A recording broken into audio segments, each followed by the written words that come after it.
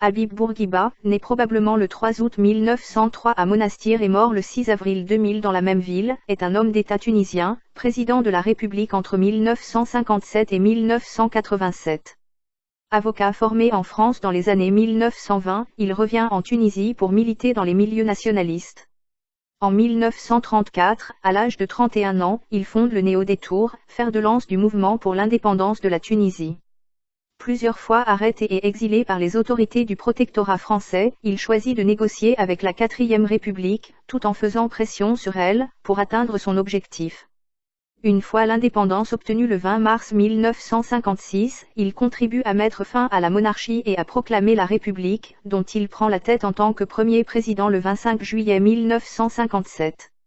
Dès lors, il s'emploie à mettre sur pied un État moderne. Parmi les priorités de son action politique figurent le développement de l'éducation, la réduction des inégalités entre hommes et femmes, le développement économique et une politique étrangère équilibrée, ce qui en fait une exception parmi les dirigeants arabes.